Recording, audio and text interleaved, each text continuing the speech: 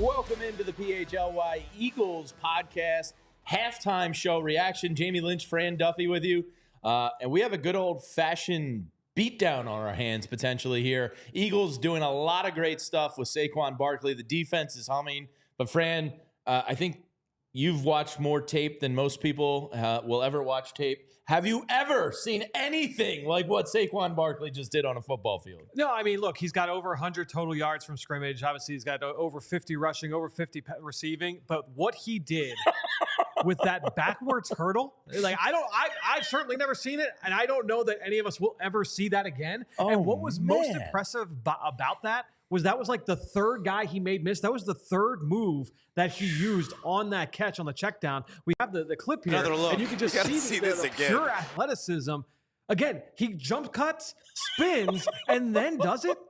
That is like alien freak show stuff. That is outstanding from Saquon Barkley. I think it's the greatest 14-yard play in NFL history.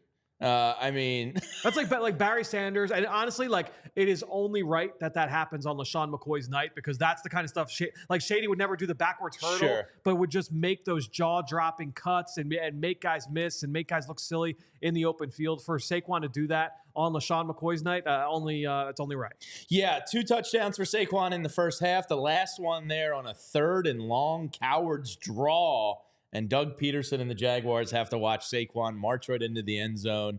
What are you seeing from the offense? Let's start there, and then we'll break down the Saquon touchdown pass. Yeah, a lot of good things offensively. Obviously, look, they had some missed opportunities there, some penalties that are taking them out of scoring range. I don't think that Jalen Hurts is having like the best first half. It's been a ton of man coverage, it looks like, from Jacksonville, which is what you expected. So I think Jalen is kind of taking that opportunity. When you see a lot of man coverage as a quarterback, typically that means you have a lot of defenders with their backs to you. And so if you see a crease, you could take advantage and make them pay with your legs. And so we've seen Jalen Hurts take off a handful of times. I'm excited to see back on the film tomorrow what he saw or didn't see on some of those dropbacks. But certainly the run game is starting to work. I think we're starting to see some movement up front, especially from the right side of the Eagles offensive line. Now it's all about just trying to capitalize and really suck the clock down here in the second half. I would imagine that the Eagles are going to come out, maybe try and hit a big play on the opening drive, but I would imagine a lot more Saquon and eventually Kenny Gainwell here in the second half. Yeah, let's take a look at the Saquon. It looked like a wheel route touchdown pass. Beautiful ball from Jalen Hurts. I think definitely his best of the day, and an incredible over-the-shoulder catch from Saquon, kind of falling towards the pylon. So second down and 10. Why don't you tell us what you saw here? Yeah, well, what you saw was some motion early on in the snap, and you see the ball there from Jalen Hurts is outstanding, but you saw that motion just to give Jalen Hurts the idea that you're going to have not just potentially man-to-man coverage, but more importantly, you're isolating Saquon Barkley to the boundary, to the short side of the field. And even if they don't play man-to-man, if they are going to play match zone, which you kind of see here from Jacksonville, off that motion from Jahan Dotson going to the top of the screen, you could see defenders kind of exchanging responsibilities and pointing out someone's got to run with Dotson. So now you've got a matchup that you want. Saquon Barkley with a linebacker at the second level, and Saquon's just going to run away from him. So Jalen is just going to make a spot throw over the shoulder. You get the matchup that you want, whether it's man or matchup zone. And it's a perfect ball. Great catch from Saquon, making sure that he's got both feet in bounds there. And the Eagles are able to get on the board. The first quarter points of the season for the Eagles. It happens in November, but better late than never. We did it! The Eagles scored in the first quarter. Anything is possible, to quote Kevin Garnett. All right. One of the other plays of the game that I don't want to get lost in the madness of Saquon Barkley, Sidney Brown. We have to talk about that. With a game-changing special teams play. Because, look, you had a decent drive, didn't get any points from it. You punt, and it's like, oh, man, here goes the first quarter woes again. Sidney Brown perfectly times it, smacks the ball out of his hands, and frankly kind of changed the game early on. And that's what you love to see from a young player that, look, early on, I'm not quite sure what his role is going to be defensively. He's going to be a bit player because he's not going to take snaps away from Reed Blankenship or C.J. Gardner-Johnson early on. You certainly don't want to take Cooper DeJean off the field. Zach Bond is playing his ass off right now, and we'll talk about him in a little bit too. But I think when you look at all these guys, you don't want to take any of them off the field right now with the way the defense is playing. So for Sidney Brown to make that level of play on special teams, you mentioned, look, the offense comes out, they punt punt again. It would be very easy for, offensively, you kind of lose a little bit of juice coming off the field. So for Sidney Brown to go out and get the ball back to his offense, that Saquon Barkley wheel route touchdown does not happen without the effort from Sidney Brown. Yeah, tremendous effort. Always love seeing the young players earn their stripes on special teams by delivering some snot bubbles. But you mentioned it, the defense. Yep. They're swarming, and Zach Bond looks good. He's all over the field. He's got an interception, a pretty nice smack on Trevor Lawrence. He's kind of been all over the place. Josh Sweat now has his 4th sack in 5 games, so Sweaty's season carries into the month of November. The defense overall, we'll get into Cooper DeJean. You just don't hear Quinyon Mitchell's names because I think he puts everybody in prison.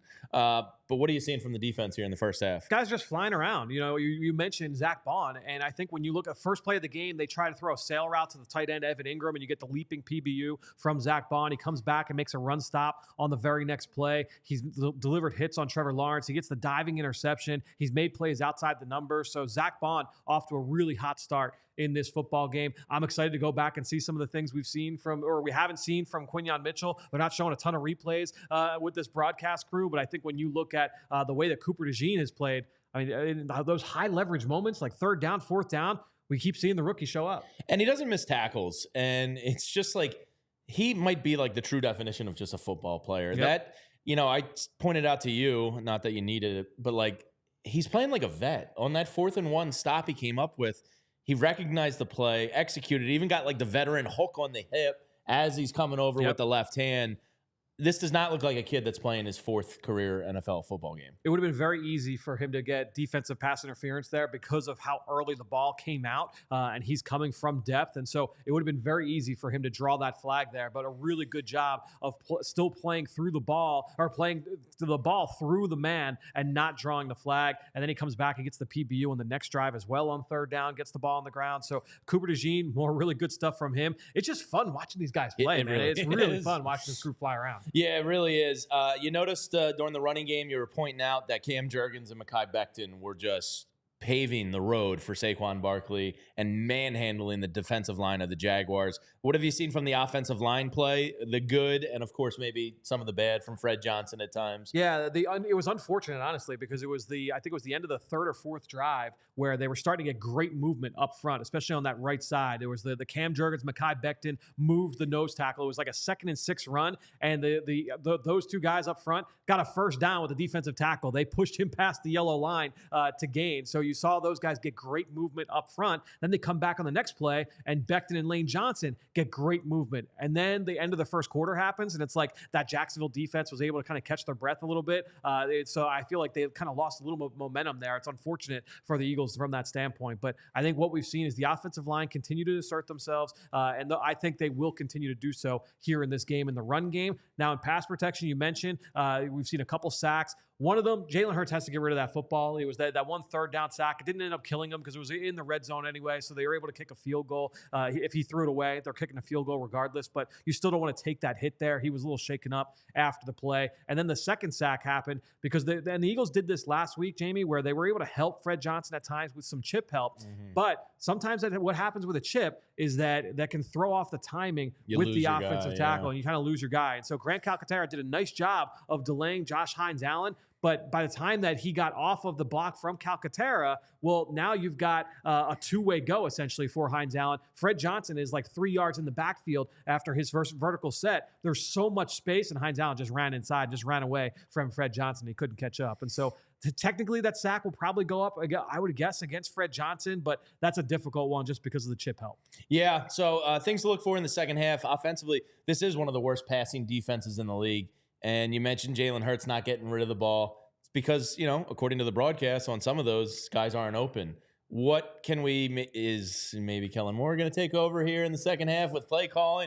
Does Jalen need to get rid of the ball quicker from what you're seeing? Do they need to scheme guys open a little bit? I think that's the concerning part of the first half is, like, not to be greedy, but it feels like you should almost be up more. Yep. With the time of possession, I think it's 21 minutes to 8 minutes or 22 to 8.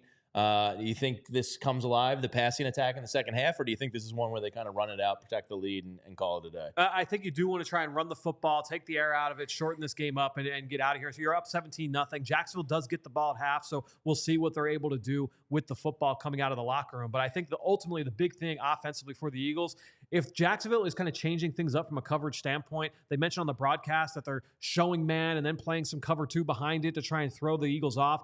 You might have some checks for that, and maybe you have some of those cover 2 beaters ready to go as opposed to some of your man coverage beaters on those downs to help give Jalen Hurts some easier answers. But outside of that, I think they just go out, assert their will at the point of attack in the run game, and let Saquon run you to victory.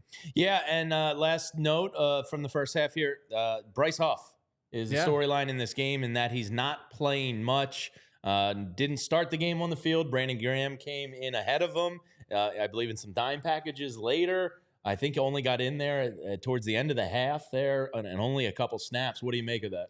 Yeah, I mean, we'll hear Nick Sirianni be asked about it after the game, and I would imagine it's going to be one of two things. He'll either say, yeah, there was something that we're going to handle internally, if it was something, or it's just going to be, hey, that was the rotation in this game. And so I think we'll get a better sense as well if we get into garbage time and we see a bunch of Bryce Huff, and that's the only time we see him, then I think it's more rotation. If he comes out and he's more of a regular part of the rotation early on in the third quarter, then to me, that would mean that something was up and it was, like he wasn't playing in the first quarter for a reason. And so I guess we'll see how the third quarter plays out from that standpoint. Yeah, we have all the makings of a beatdown on our hands here coming up in the second half. Eagles doing a lot of great things in this game.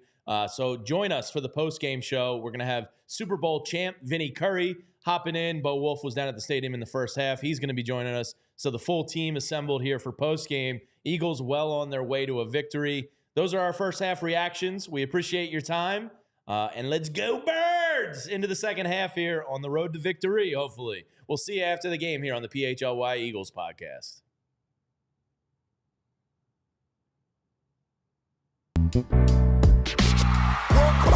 We all silly like the mayor.